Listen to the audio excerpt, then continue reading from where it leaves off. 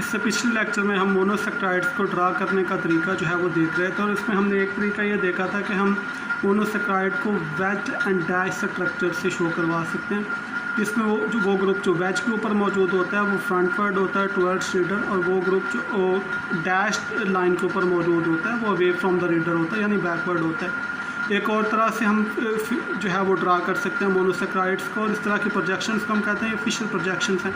इसमें एक लाइन जो है वो हम खींच लेते हैं और लाइन के अलॉन्ग जो है वो डिफरेंट कार्बन मौजूद होते हैं, और अगर वो एल्डो शुगर है तो उसकी पहला कार्बन जो है वो CHO की शक्ल में मौजूद होगा और टर्मिनल कार्बन जो है वो CH2OH की शक्ल में मौजूद होगा। दरमियान में जितने भी कार्बन आएंगे उनके एक तरफ हाइड्रोजन और दूसरी तरफ जो है वो OH होगा।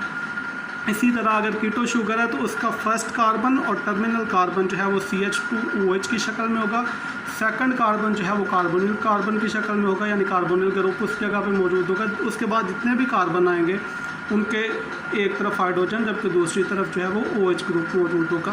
तो ये मोनोसेक्राइड डिफरेंट तरह के हो सकते हैं। ये जो दोनों मोनोसेक्राइड मैंने ड्रा किए हुए 3 कार्बन मोनोसेक्राइड्स हैं, इनमें से एक जो है वो एल्डो शुगर है यानी जो ग्लाइसरल्डिहाइड है, और दूसरी जो है डाईहाइड्रोक्सी एसीटोन जो है ये एक कीटो शुगर है। इसी तरह से डिफरेंट तरह की मोनोसेक्राइड्स हो सकती हैं, उनके नाम डिफरेंट हो सकते हैं। यानी अगर 3 कार्बन वाली शुगर है तो हम कह देते हैं ये ट्राइओस है, 4 कार्बन वाली शुगर है तो हम कह देते हैं टेट्रोस है, 5 कार्बन वाली शुगर है तो पेंटोस है, और 6 कार्बन वाली शुगर है तो हेक्सोस है। इसी तरह से हमने कन्फिगुरेशन असाइन करने का पीछे एक तरीका देखा था जिसको हमने एब्सोल्यूट कन्फिगुरेशन कहा था, यानी एक मोनोसेक्राइड जो है वो R हो सकता है उसका नाम, और उसकी जो दूसरा उसका जो non super imposable mirror image है उसको हम S कह सकते हैं। एक और तरह से भी कन्फिगुरेशन जो है वो असाइन की जा सकती है कार्बोहाइड्रेट्स को, मोनोसेक्राइड्स को। इस तरह की कन्फिगुरेशन को हम कहते हैं ये रिलेटिव कन्फिगुरेशन है, यानी इसमें हम एक स्टैंडर्ड जो है वो सेट कर लेते हैं और बाकियों को फिर उसके साथ कंपेयर करके कन्फिगुरेशन उनको जो है वो असाइन करते हैं। मसलन ये ग्लाइसरल्डिहाइड जो मैंने ड्रा की हुई है, इसमें जो स्टीरियोजेनिक कार्बन है इसकी कन्फिगुरेशन देखें कि इसमें हाइड्रोजन जो है वो लेफ़्ट साइड पे मौजूद है और OH ग्रुप जो है वो राइट साइड के ऊपर मौजूद है। अब किसी भी एल्डो शुगर की अगर हमने कन्फिगुरेशन असाइन करनी है तो इसके साथ हम कंपेयर करेंगे, यानी उसका जो आखिरी स्टीरियोजेनिक सेंटर होगा उसकी कन्फिगुरेशन अगर इसके साथ मिलती होगी, इस ग्लाइसरल्डिहाइड के साथ, तो हम उसको D कहेंगे। और अगर इसके जो उलट है यानी हाइड्रोजन इस तरफ हो और OH जो है वो इस तरफ हो, टर्मिनल कार्बन के ऊपर पेनल्टीमेट कार्बन इनफैक्ट जो है सेकंड लास्ट कार्बन जो है उसके ऊपर हाइड्रोजन इस तरफ हो, OH इस तरफ हो, तो उसको हम L कहेंगे। यानी जो रिलेटिव कन्फिगुरेशन है ये 2 तरह से होती है, ये D हो सकती है या L हो सकती है। जिसकी कन्फिगुरेशन जो है वो D ग्लाइसरल्डिहाइड से मिलती होगी उसको हम D कहेंगे जो भी शुगर होगी, और जिसकी कन्फिगुरेशन जो है वो L ग्लाइसरल्डिहाइड यानी इसके मिरर इमेज के साथ मिलती होगी उसको हम कहेंगे ये L है। इस तरह की कन्फिगुरेशन को हम रिलेटिव कन्फिगुरेशन कहते हैं। अब हम उन मोनोसेक्राइड्स की बात करेंगे जिनमें एक से ज़्यादा स्टीरियोजेनिक सेंटर जो हैं वो मौजूद होते हैं। हमने पीछे बात कर ली कि स्टीरियोजेनिक सेंटर या कायरल कार्बन उस कार्बन को कहते हैं जो टेट्राहेड्रल कार्बन जो 4 डिफरेंट ग्रुप्स के साथ जुड़ा हुआ हो उसको हम कहते हैं स्टीरियोजेनिक सेंटर। तो हम कुछ ऐसे मोनोसेक्राइड्स की बात करेंगे जिसमें एक से ज़्यादा स्टीरियोजेनिक सेंटर जो हैं वो मौजूद होते हैं। तो जितने भी स्टीरियोजेनिक सेंटर मौजूद होंगे कंपाउंड के अंदर, तो पॉसिबल नंबर ऑफ आइसोमर्स कितने होंगे। मसलन अगर हम कहते हैं कि N जो है वो रिप्रेजेंट कर रहा है स्टीरियोजेनिक सेंटर्स को, तो उस कंपाउंड के possible number of stereo isomers जो हैं वो 2n होंगे। मसलन यहाँ पे आप देखें ये मैंने एक 6 कार्बन वाली शुगर जो है वो ड्रा की हुई है, और इस शुगर के अंदर इस मोनोसेक्राइड के अंदर टोटल 4 जो है वो स्टीरियोजेनिक कार्बन्स हैं, यानी ये वाला कार्बन, ये वाला कार्बन, ये वाला कार्बन और ये वाला कार्बन। इस कंपाउंड के अंदर टोटल 4 जो हैं वो स्टीरियोजेनिक कार्बन्स हैं, और 4 स्टीरियोजेनिक कार्बन होने का मतलब यह है कि इस कंपाउंड के टोटल पॉसिबल स्टीरियो आइसोमर्स जो हैं वो 16 होंगे। इसी तरह अगर किसी के अंदर 2 जो हैं वो स्टीरियोजेनिक सेंटर हैं तो उसके स्टीरियो आइसोमर 4 होंगे, 3 हैं तो 8 होंगे, 4 हैं तो 16 होंगे, एंड सो ऑन सो फार। अब चूँकि जो मोनोसेक्राइड्स हैं वो डिफरेंट तरह की हो सकती हैं, मैंने पीछे बात कर ली, यानी 3 कार्बन वाली ट्राइओस, 4 कार्बन वाली जो है वो टेट्रोस, 5 कार्बन वाली जो है वो पेंटोस एंड सो ऑन। तो जो सबसे ज़्यादा इम्पोर्टेंट मोनोसेक्राइड्स हैं वो 6 कार्बन वाली हैं जिनको हम हेक्सोसिस कहते हैं, और 6 कार्बन वाली मोनोसेक्राइड्स में से भी 2 जो मोनोसेक्राइड्स हैं वो बहुत ज़्यादा इंपॉर्टेंट हैं, यानी एक तो ग्लूकोज और एक जो है वो फ्रुक्टोज। अब इन दोनों को हम बारी बारी जो है वो डिस्कस करेंगे, इनके स्ट्रक्चर के मतलब हम बात करेंगे स्टार्टिंग फ्रॉम ग्लूकोज। ग्लूकोज जो है ये 6 कार्बन शुगर है, जिसका जो जनरल फार्मूला है आप लोगों को पता है C6H12 और O6। सबसे पहले हम इसकी फिशर प्रोजेक्शंस हैं वो ड्रा कर लेते हैं, ड्रा की हुई इनफैक्ट। तो ग्लूकोज के मतलब आप लोग याद रखो कि ये एल्डो शुगर है, तो एल्डो शुगर ड्रा करने का भी मैंने आपको तरीका बताया कि पहला कार्बन जो है उसको CHO की शक्ल में लिख लें, जो आखिरी कार्बन है उसको आप CH2OH की शक्ल में लिख लें, और दरमियान में जितने कार्बन हैं उनके एक तरफ हाइड्रोजन और एक तरफ जो है वो OH। तो ग्लूकोज जो है चूँकि इसके अंदर 4 स्टीरियोजेनिक सेंटर मौजूद हैं, तो इसका मतलब इसके पॉसिबल स्टीरियोआइसोमर्स की तादाद जो है वो 16 होगी। लेकिन जो नेचुरली अकरिंग ग्लूकोज है वो डी ग्लूकोज है, जो मैंने यहाँ पे ड्रा किया हुआ है। और आप इसमें भी देखें कि आखिरी कार्बन के ऊपर कन्फिगरेशन इसकी जो है वो रिजेंबल करती है डी ग्लाइसरल्डिहाइड के साथ, तो इसी वजह से इसको हम डी ग्लूकोज कहते हैं। ये डी ग्लूकोज जो है वो ड्रा किया हुआ है। तो एक ये इसका जो है वो ए साइक्लिक स्ट्रक्चर है, यानी ओपन चेन स्ट्रक्चर जो इसका है। इस तरह की जो स्ट्रक्चर्स हैं इनके मतलब मैंने आपको पीछे भी बताया कि इनको हम फिशर प्रोजेक्शंस कहते हैं। इसी स्ट्रक्चर को एक दफ़ा यहाँ पे जो है वो रीड्रा किया हुआ है, और रीड्रा करने का तरीका यह है कि आखिरी कार्बन के ऊपर जो है वो हमने रोटेशन करवा दी है। और ये बात आप याद रखें कि सिंगल बॉन्ड के अराउंड फ्री रोटेशन जो है वो पॉसिबल होती है। तो जो 5th कार्बन है उसके ऊपर अगर हम रोटेशन करवा दें तो उसके नतीजे में ये वाला स्ट्रक्चर जो है वो बन जाता है ग्लूकोज का, ये डी ग्लूकोज है। अब इसी स्ट्रक्चर को ट्विस्ट करके एक दफ़ा से फिर से मैं एक और स्ट्रक्चर बनाता हूँ, ये आप इसको देखें। ये वाला स्ट्रक्चर इनफैक्ट वही वाला स्ट्रक्चर है, जस्ट हमने उसको थोड़ा जो है वो ट्विस्ट कर दिया। ये कार्बन 1 है, ये कार्बन 2 है, ये कार्बन 3, 4, 5 और ये 6th कार्बन है। यानी इसमें पहला कार्बन CHO की शक्ल में मौजूद है, जो 6th कार्बन है वो CH2OH की शक्ल में मौजूद है। और इसको ड्रा करते हुए जो आपने ख्याल रखना है वो ये है कि हॉरिजॉन्टल लाइन के जो लेफ़्ट साइड पे ग्रुप हैं वो सारे आपने ऊपर ड्रा करने हैं, और जो राइट साइड के ग्रुप हैं वो सारे आपने ड्रा करने हैं। मसलन कार्बन नंबर 2 पे आपने देखा हाइड्रोजन लेफ्ट पे, उसको मैंने ऊपर ड्रा कर दिया। OH राइट पे था, उसको नीचे कर दिया। कार्बन नंबर 3 पे हाइड्रोजन जो है वो लेफ्ट पे था, सॉरी राइट पे था, उसको नीचे ड्रा कर दिया। OH लेफ्ट पे था तो उसको मैंने ऊपर ड्रा कर दिया। तो ये तीनों स्ट्रक्चर जो आपको नज़र आ रहे हैं, this one and this one, ये तीनों ए साइक्लिक रिप्रेजेंटेशन है ग्लूकोज के स्ट्रक्चर के लिए। अच्छा, अब देखा ये गया है कि ग्लूकोज जो है वो मोस्टली सोल्यूशन की हालत में उसका स्ट्रक्चर जो है वो ओपन चेन नहीं होता, रादर वो साइक्लिक स्ट्रक्चर उसका जो है वो एग्जिस्ट करता है। तो अब हम ये सीखेंगे कि साइक्लिक स्ट्रक्चर ग्लूकोज का किस तरह से ड्रा किया जाता है और वो बनता कैसे है, किस तरह से साइकिल जो है वो फॉर्म होती है। ये वाली बात एक्सप्लेन करने से पहले मैं एक दफ़ा आपको एल्डिहाइड और कीटोन यानी जो कार्बोनिल कंपाउंड होते हैं उनके रिएक्शंस के ऊपर लेके जाता हूँ। तो आप ये वाली बात याद रखें, आपको ये बात पता है इनफैक्ट कि जो कार्बोनिल कंपाउंड होते हैं उनका मोड ऑफ रिएक्शन जो है वो न्यूक्लियोफिलिक एडिशन रिएक्शन होता है। यानी मिसाल के तौर पे ये अगर हम कोई कार्बोनिल कंपाउंड जो है वो ले लें, यानी कोई भी एल्डिहाइड या कीटोन, तो अल्कोहल जो है, अल्कोहल के मतलब चूँकि ऑक्सीजन के ऊपर देने के लिए लोन पेयर मौजूद होता है, यानी अल्कोहल जो है वो न्यूक्लियोफाइल का रोल प्ले करता है। तो कार्बोनिल कंपाउंड और अल्कोहल के दरमियान रिएक्शन जो है वो किस तरह से होता है, न्यूक्लियोफिलिक एडिशन रिएक्शन, जिसमें अल्कोहल जो है वो न्यूक्लियोफाइल का रोल प्ले कर रही है, यानी इस इलेक्ट्रोफिलिक कार्बन के ऊपर जो है वो ऑक्सीजन अटैक करती है। ये पाई बॉन्ड जो है वो ऑक्सीजन के ऊपर शिफ्ट कर लेता है, फाइनली वो यहाँ से प्रोटॉन पिक कर लेगा। तो ये जो sp2 कार्बन है ये फाइनली sp3 कार्बन बन जाएगा। यानी इस कार्बन के आप यहाँ पे देखें 3 ग्रुप जुड़े हुए हैं, यहाँ पे जो फाइनल प्रोडक्ट है उस पर 4 ग्रुप जुड़े हुए हैं। अब फाइनली हुआ यह है कि इसके एक तरफ OR लग गया है और एक तरफ OH लग गया, बाकी 2 ग्रुप जो हैं वो SHR या H मौजूद वैसे के वैसे रहेंगे। ये न्यूक्लियोफिलिक एडिशन रिएक्शन है एल्डिहाइड का। और अल्कोहल के साथ जब न्यूक्लियोफिलिक एडिशन होती है एल्डिहाइड या कीटोन की, तो उसके नतीजे में इस तरह की जो प्रोडक्ट बनती है जिसमें आप टेट्राहेड्रल कार्बन है जिसके एक तरफ OR लगा हुआ है और एक तरफ OH ग्रुप लगा हुआ है, इस तरह की प्रोडक्ट को हम कहते हैं हेमिएसिटल।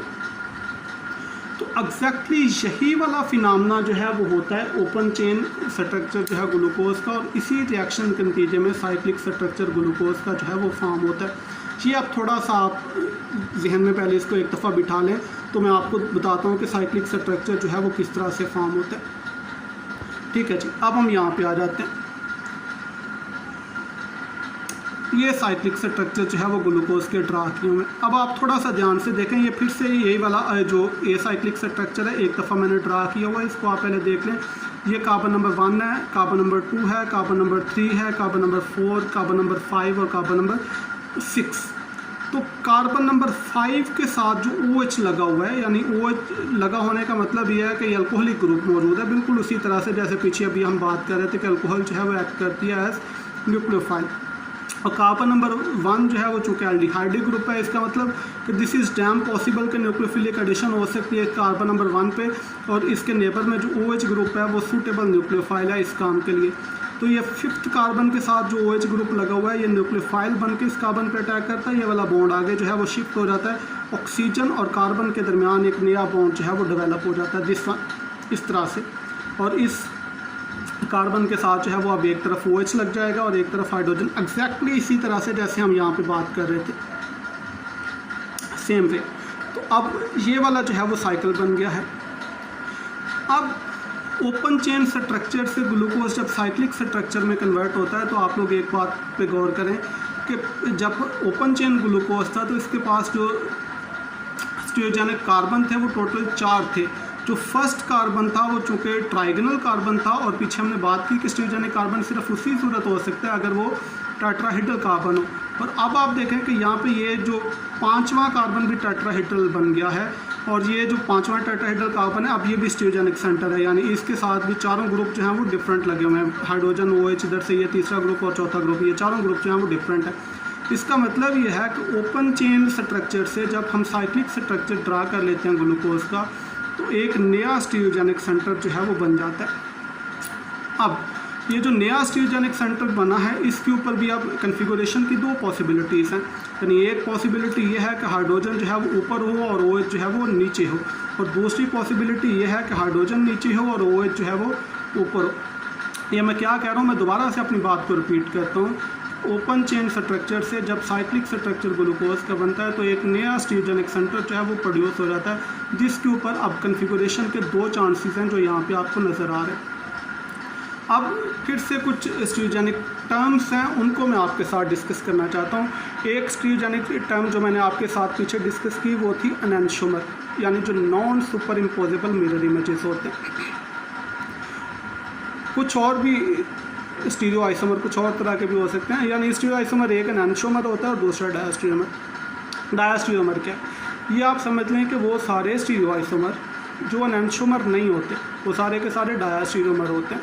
एनेंटियोमर क्या होते हैं, non super imposable mirror images, लेकिन ऐसे कंपाउंड जिनके ऊपर कन्फिगरेशन तो डिफरेंट हो लेकिन वो मिरर इमेजेस ना हो उनको हम कहेंगे कि ये डायस्टीरियोमर है। अब डायस्टीरियोमर में से भी वो वाले स्टीरियो आइसोमर जिनमें एक से ज़्यादा जो है वो स्टीरियोजेनिक सेंटर मौजूद हो, उनमें से किसी एक कार्बन के ऊपर कन्फिगरेशन जो है वो डिफरेंट हो, तो उनको हम कहते हैं कि ये एपिमर्स हैं। रिपीट करता हूँ इस बात को, ऐसे डायस्टीरियोमर जिनमें एक से ज़्यादा स्टीरियोजेनिक सेंटर मौजूद हो और उनमें से एक कार्बन के ऊपर कन्फिगरेशन डिफरेंट हो दूसरे से, तो हम कहते हैं कि ये एपिमर्स हैं। एक तीसरी टर्म यहाँ पे जो मैं कह रहा हूँ एनोमर। एनोमर क्या है, यानी ये ऐसे एपिमर्स हैं जिनमें से जो हेमी एसिटल कार्बन है उसके ऊपर कन्फिगरेशन डिफरेंट हो। तो यही बात मैं यहाँ पे कर रहा हूँ कि ये 2 अब जो हेमी एसिटल कार्बन है ये जो कि अब स्टीरियोजेनिक सेंटर बन गया है, तो अब इसके ऊपर 2 डिफरेंट कन्फिगरेशंस हैं वो पॉसिबल हैं।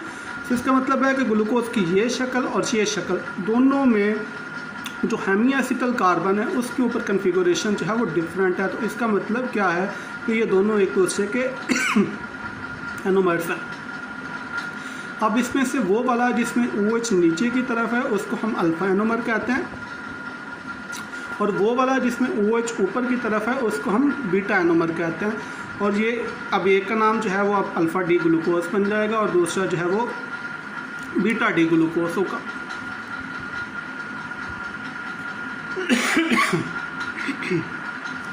ठीक है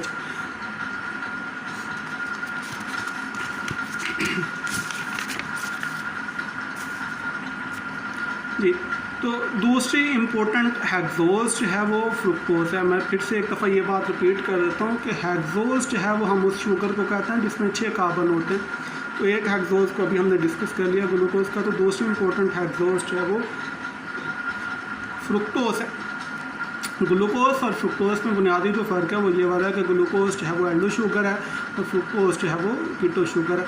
तो कीटो शुगर को हमने कैसे ड्रा किया हुआ है कि फर्स्ट कार्बन भी CH2OH की शक्ल में होगा, आखिरी कार्बन जो है वो भी CH2OH की शक्ल में होगा, सेकंड कार्बन जो है वो कार्बन है, दरमियान में 3 कार्बन जो हैं वो हाइड्रोजन और OH कंटेन कर रहे हैं। तो ये वाली नेचुरली एक्टिंग जो है वो फ्रुक्टोज है, जिसको हम डी फ्रुक्टोज कहते हैं। डी इस बेस पे हम कह रहे हैं कि इसमें जो सेकंड कार्बन है, second last carbon, penultimate carbon है, इसके ऊपर कन्फिगरेशन उसी तरह से है जिस तरह से डिग्लाइसरैल्डिहाइड की। अब इसका भी हम साइक्लिक स्ट्रक्चर जो है वो ड्रा करना देखते हैं। ये भी मैंने इसको ओपन चेन स्ट्रक्चर जो है वो ड्रा किया हुआ है, लेकिन ट्विस्ट कर दिया मैंने। अब इसमें ये फर्स्ट कार्बन है, carbon number 2, carbon number 3, carbon number 4, carbon number 5 और ये कार्बन नंबर 6। अब इसमें भी जो कार्बन नंबर 5 है उसका OH सेकंड जो कार्बन है उसके ऊपर, यानी बिल्कुल उसी तरह से जिस तरह से हेमी एसिटल पीछे फॉर्म हुई थी, उस कार्बन के ऊपर न्यूक्लियोफाइल बन के यहाँ पे अटैक करेगा और हेमी एसिटल जो है वो फॉर्म हो जाएगी सेम वे। तो उसके नतीजे में साइक्लिक स्ट्रक्चर बन जाएगा बिल्कुल उसी तरह से जिस तरह से ग्लूकोज का बना था, लेकिन यहाँ पे थोड़ा सा फ़र्क है। और फ़र्क ये है कि वहाँ पे जो साइकिल बनी थी वो 6 कॉर्नर्ड थी और यहाँ पे जो साइकिल बन रही है ये 5 कॉर्नर्ड है। तो उस स्ट्रक्चर को हम 6 कार्बन वाला जो स्ट्रक्चर है उसको हम पायरानोज कहते हैं और 5 कार्बन वाला जो स्ट्रक्चर है इसको हम प्यूरानोज कहते हैं।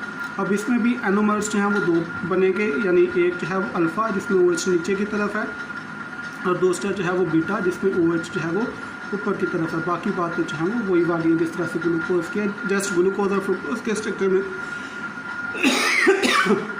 ये वाला फ़र्क है कि ग्लूकोज जो है वो 6 मेंबर रिंग होती है जबकि फ्रुक्टोज जो है वो 5 मेंबर रिंग होती है।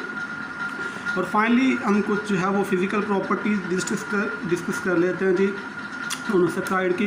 पहली बात तो ये है कि इनका टेस्ट जो है वो बड़ा स्वीट होता है। ग्लूकोज आपको इस बात को मेरी को इंडोर्स करेगा कितना मीठा होता है, क्योंकि ये कंपाउंड जो हैं वो पोलर होते हैं तो इनके मेल्टिंग पॉइंट्स जो हैं वो ज़्यादा होते हैं। सेम वे जो कि पोलर कंपाउंड होते हैं तो पोलर होने का मतलब है कि पानी के अंदर जो है वो बहुत ज़्यादा सॉल्युबल होते हैं ये कंपाउंड। पोलर कंपाउंड जो ऑर्गेनिक सॉल्वेंट है, नॉन पोलर उनके अंदर सॉल्युबल नहीं होते। तो इसी तरह से ये जो मोनोसैकेराइड हैं ये ऑर्गेनिक सॉल्वेंट जैसे डाइथाइल ईथर वगैरह है उसके अंदर ये सॉल्युबल नहीं होते हैं। Thank you.